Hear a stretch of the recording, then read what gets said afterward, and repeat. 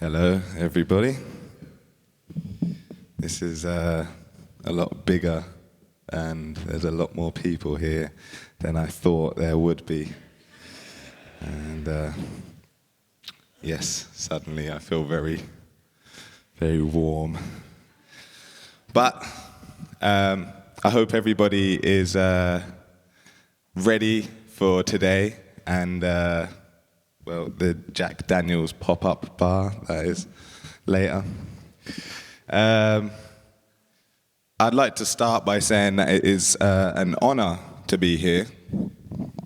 And it's, quite amazing that they've picked me to come up here and speak. I spend a lot of time on stage speaking, but usually it is with a rowdy punk band, and I spend half of my time screaming into the microphone and jumping into the crowd with my shirt off.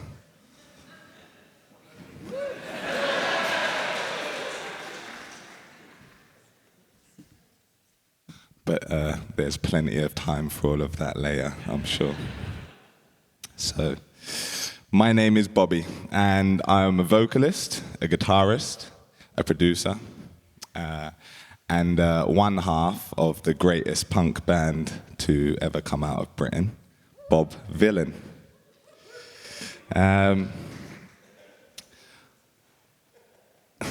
Someone's laughing. It's true.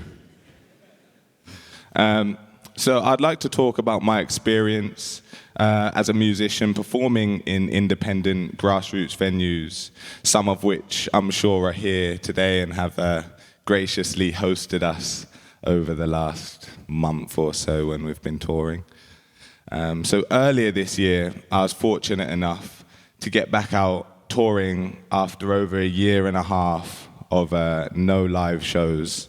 A time that was particularly hard for myself and for us as a band, as we had released an album last year that received a lot of praise and attention, and suddenly there was a lot of interested people in seeing us live and booking us to our agent's pleasure. And while we had plenty of offers to take part in live-streamed shows and internet-based performances, we turned them down, knowing that they just don't offer the same connection to the audience that's so important to feel when performing. See, even when the crowd is no more than a few people, and as musicians we've all been there's something about getting on that stage and in that space for that moment in time, feeling unstoppable. See, the first show that we ever played years back had about 5 people there, and 2 of them were in the band going on after us. It's true, isn't it? It's true.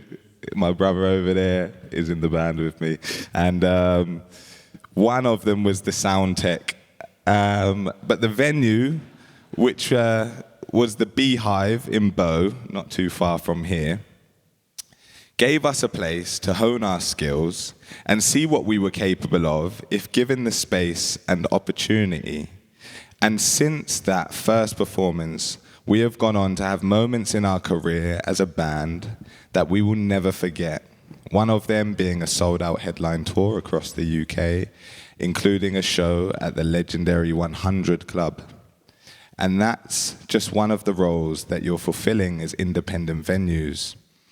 You offer a place for artists to develop their skills and talent in a real-life scenario. You offer a crucial starting point for what might be the next big thing.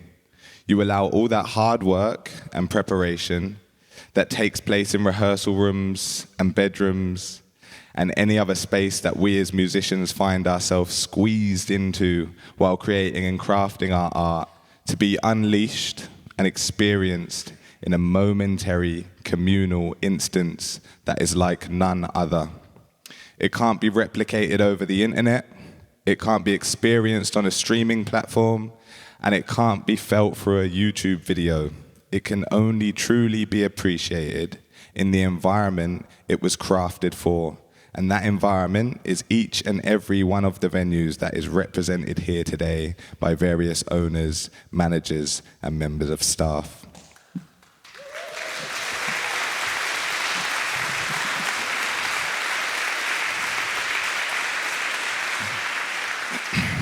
And that is such an important aspect of grassroots music venues. You allow artists of all levels to access a stage and a potential audience, largely unhindered by the politics surrounding some of the bigger corporate-owned venues. And of course, you serve a community, a local community, a community that you have built a trust and a relationship with over time, and this is evident of how you treat the audience before they even enter the venue. You see the audience for who they are, hard-working individuals who have spent their hard-earned money to enjoy themselves in a safe and welcoming environment, which is maybe more important now than ever before. In this time of increasing economic hardship and a worrying future for the appreciation of the arts in this country, it's becoming even more important for artists to have a space to showcase their work, and those interested in witnessing these artistic creations and expressions somewhere to do so and be appreciated for it. These venues are so much more than just a space for people to get drunk and forget their worries, though, of course, you do provide that option if need be.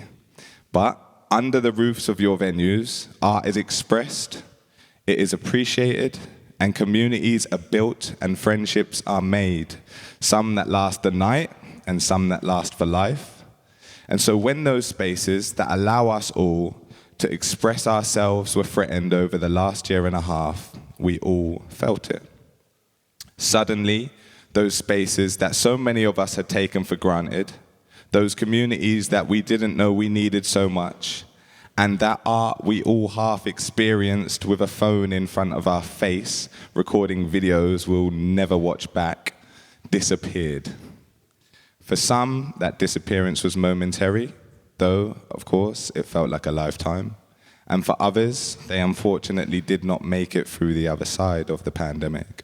But what we must do now is keep that feeling of loss of us so that we may never take the relationship between venue, artist, and audience for granted again. For me personally, it has been a blessing to be able to start playing again.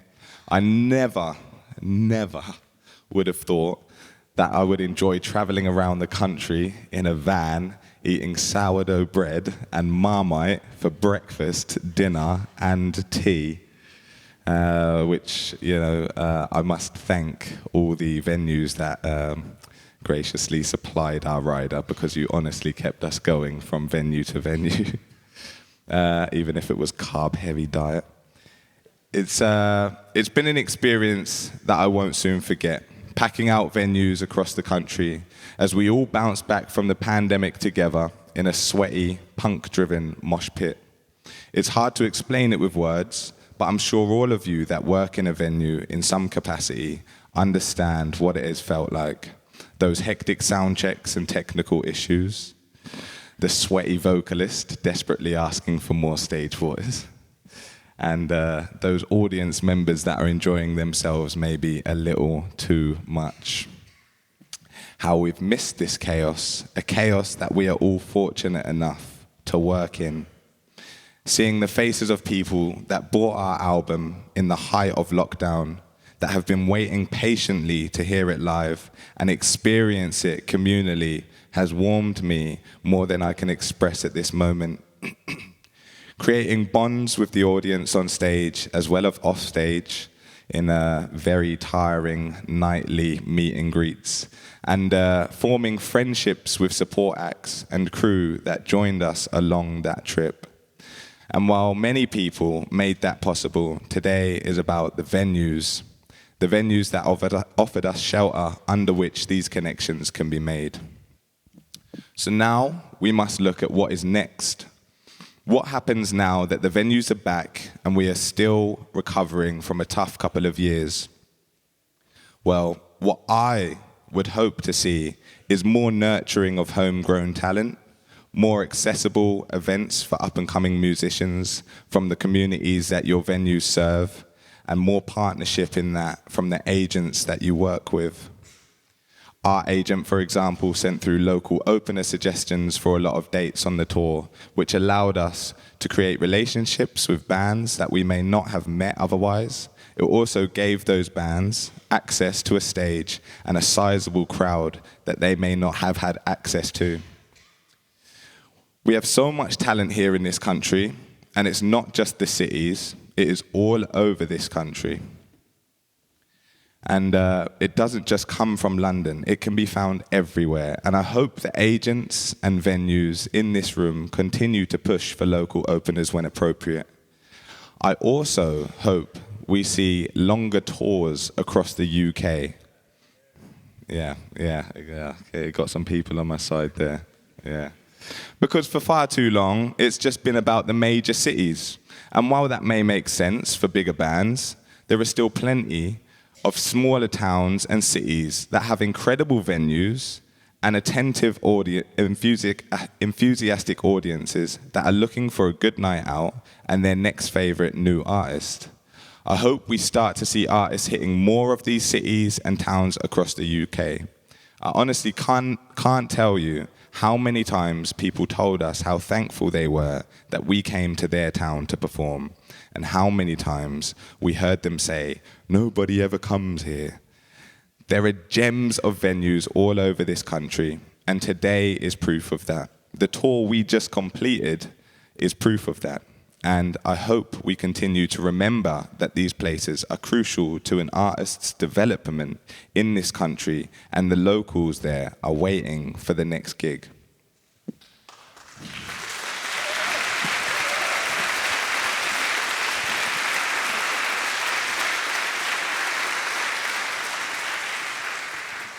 Now, for the spanking.